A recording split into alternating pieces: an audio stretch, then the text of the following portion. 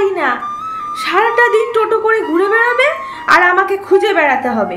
জীবনটা একেবারে জ্বালিয়ে পুড়িয়ে শেষ করে দিল। আরে এই বিমল!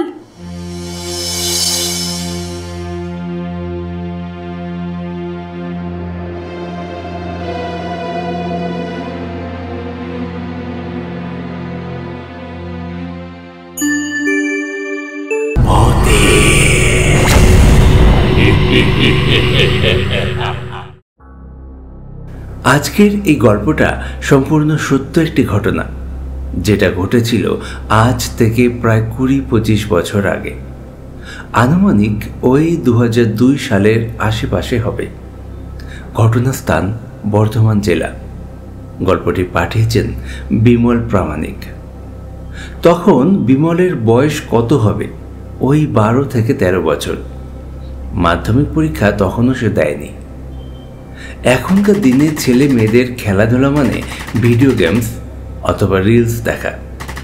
ছোটবেলা থেকেই বাবা মা তার বাচ্চার হাতে একটা করে মোবাইল ধরিয়ে দিয়ে একটা কৃত্রিম জগতের মধ্যে বন্দি করে রাখছে। প্রাকৃতিক পরিবেশের সাথে তাদের পরিচয় ঘটাচ্ছে না।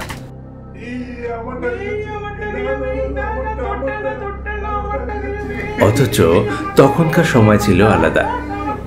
তখন ছেলেরা পড়াশোনার সময়টুকু বাদ দিলে সারা দিনে খেলাধুলা আর বদমাশি নিয়েই থাকত। হাফ প্যান্ট পরে খালি গায়ে বা সেন্টু গেঞ্জি গায়ে দিয়ে ছুটে বেড়াতো সারাটা দিন।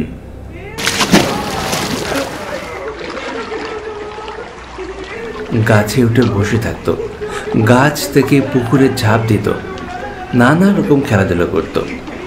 আর দিন শেষে গায়ে ঘাম নিয়ে যখন বাড়ি ফিরত, পিঠের ওপর ধুমাধুম মায়ের পিটানি। সেই সব দিন এখন অতীত। দিন পাল্টেছে, পাল্টেছে মানুষের অভ্যেস। আরে এই বিমল, পাগল করে দেবে রে! এই ছেলে আমাকে পাগল করে দেবে। মা! আরে কোথায় রে তুই? কোথায়? মা টুকি! এই সামনে আয় তাড়াতাড়ি। ইয়া! ও মা গো! দোষী ছেলে কোথায়? দোষী ছেলে! ও মামা, লাগছে লাগছে তো। গাছে উঠেছিলি? যদি হাত পা ভেঙে যেত? হ্যাঁ, তাল কুড়ানো? অত তাল কুড়ানো কিসে? চল বাড়ি চল, আজকে তোকে হাত পা বেঁধে রাখবো। বিমলের তাল কুড়োনোর খুব নেশা ছিল। বাড়ির কাছেই পুকুর পাড়ের দিকে বেশ অনেকগুলো তাল গাছ ছিল। তালের সিজনে সেখানে গিয়ে সে বসে থাকত। কখন গাছ থেকে একটা তাল পড়বে আর সেটা সে কুড়িয়ে আনবে। তাল খায় বা না খায়, বাড়িতে এনে জড়ো করা চাই। মা বিমলকে বাড়িতে নিয়ে গিয়ে স্নান করতে বলল। স্নান সেরে ঘরে যেয়ে সে খেতে বসল। বিমল, তুই খেয়ে দিয়ে ঘুমোবি, একদম বাইরে যাবি না। আমি বিকেলে একটু শিলামাসির বাড়ি যাব, একটা কাঁথা সেলাই করতে দেওয়া আছে, ওটা আনতে যাব। আমার আস্তে আস্তে সন্ধে হয়ে যাবে, বাইরে কিন্তু একদম বেরোবি না তুই। ঠিক আছে মা, আমি এক্ষুনি ঘুমিয়ে পড়বো।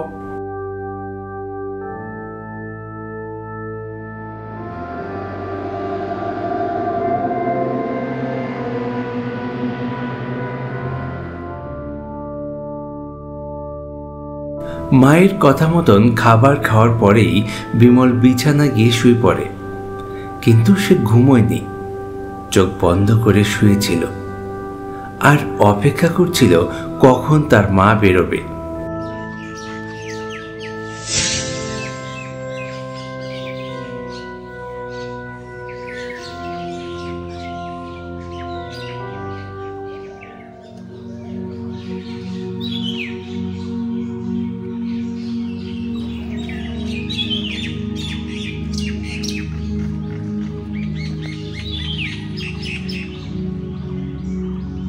বিমল তাল গাছের কাছে যে দেখে সেখানে একটা তাল পড়ে আছে। বেশ আনন্দ পায় সে। আনন্দে দৌড়ে যায় সে তালের দিকে।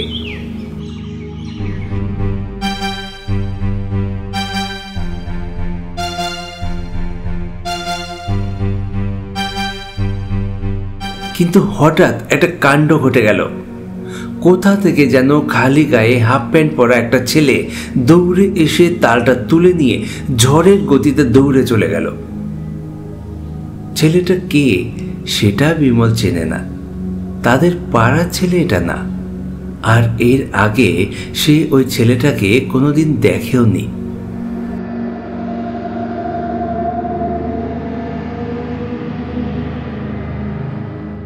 যাকে একটা তাল নিয়ে আর অত শত ভেবে লাভ নেই, গাছে অসংখ্য তাল আছে, আবার ঠিক পড়বে।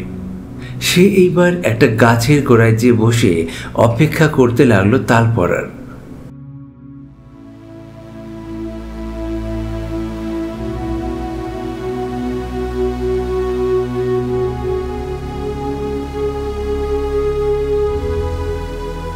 বসে থাকতে থাকতে কখন যে সে ঘুমিয়ে পড়েছে সে জানে না।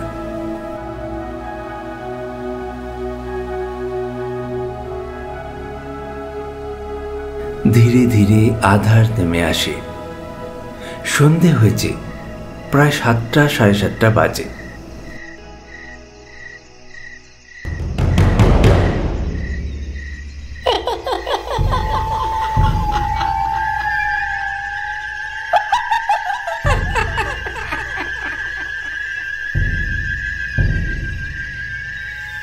বিমলের ঘুম ভাঙে, তাকিয়ে দেখে চারিদিকে ঘুটঘুটে অন্ধকার।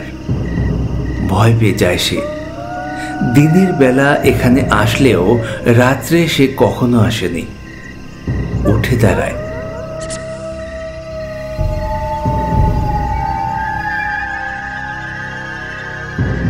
দৌড়ে সে বাড়ির দিকে চলে যাবে, এমন সময় তার নজর পড়ে তাল গাছের দিকে।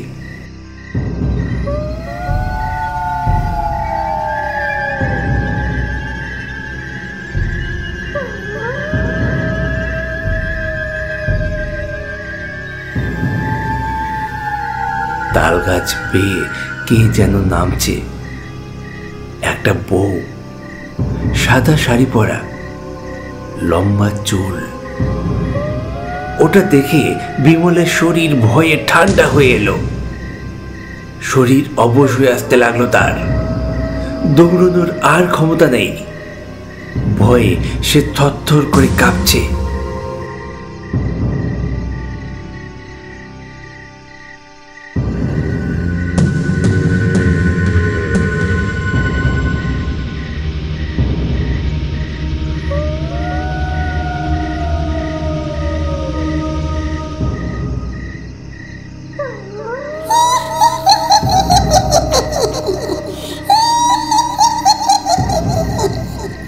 কিরে তাল নিবি?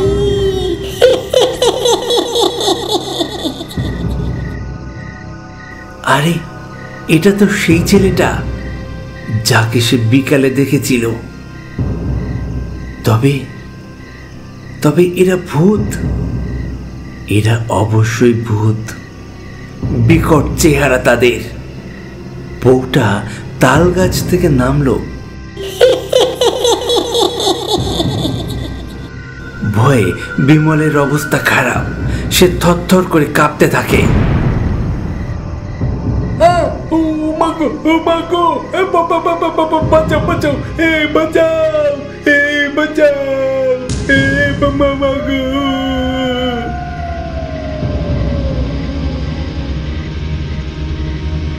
বিমল মনে একটু সাহস জোগাড় করে এইবার জোরে দৌড়তে শুরু করেছে।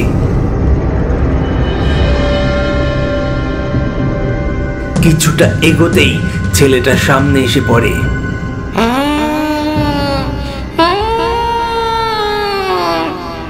তাল নিবি না? তাল তাল নিবি? তাল নিয়ে যা, তাল নিয়ে যা, তাল।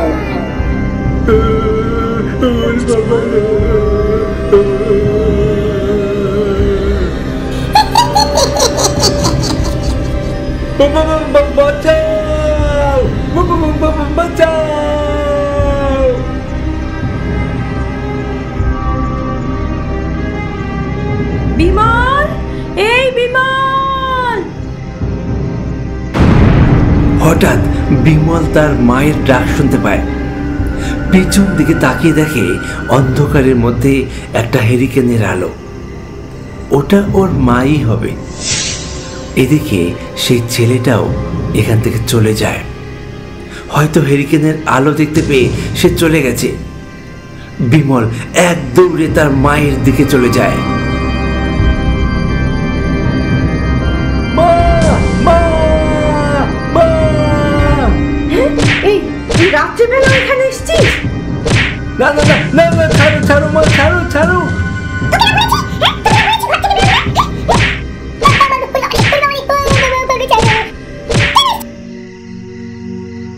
বেচারা বিমল, এমনিতেই ভূতের ভয়ে তার প্রাণ যায় যায় অবস্থা, তার উপর তার মা দিয়েছে উত্তম মাধ্যম। বাড়িতে যাওয়ার পরেই বিমলের প্রচণ্ড জ্বর আসে। প্রায় 4-5 দিন সে জ্বর ছিল। শেষমেশ একজন ফকির বাবার ঝাড়ফুঁকে তার জ্বর কমে। ওই তাল গাছের গোড়ায় নাকি এক মা ও তার ছেলে মারা গেছিল অনেক বছর আগে। তাদের আত্মাই নাকি ওখানে থাকে। ওই এলাকার অনেকেই সেটা জানে, কিন্তু বিমল সেটা জানতো না। এই ঘটনার পর থেকে বিমল আর কোনোদিনও সে তাল গাছের গোড়ায় যায়নি। আজকের মতো গল্প এখানেই শেষ করছি। পরবর্তী গল্প নিয়ে ফিরছি খুব তাড়াতাড়ি। প্লিজ সঙ্গে থাকুন, ভালো থাকুন আর দেখতে থাকুন আমাদের গল্প। ধন্যবাদ।